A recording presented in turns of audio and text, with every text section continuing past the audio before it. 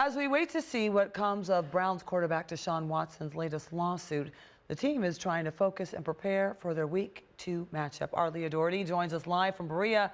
Leah, was there ever a concern that Watson wouldn't play this week?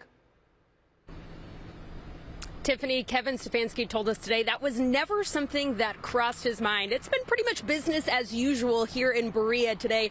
Quarterback Deshaun Watson will practice this week and play on Sunday like he would any other week. As for Kevin Stefanski, he didn't have much to add besides the statement the Browns put out yesterday regarding Deshaun Watson's lawsuit, but he said they're going to let due process play out. As for Watson, he told us today he did not know about this most recent lawsuit and saw it on his phone with the rest of us. He said it came as a surprise to him, and once he spoke to his legal team, he said he's put this case in their hands and he has to be focused on preparing for Jacksonville and blocking out the distractions, something he's had a lot of experience with since he arrived in Cleveland.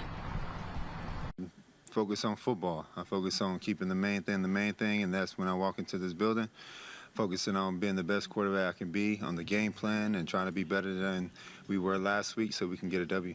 No, it's not a distraction, and I just think that first there's a lot of negativity and hate in this world, and I think that you got to wrap your arms around people and express more love. And I mean, you don't know what a lot of people go through out here, and I mean, we all go through our own things and stuff like that, and things happen. But I'm sure they'll take care of things legally and stuff like that. And but people don't know full stories of everything. But no, there's no distractions at all.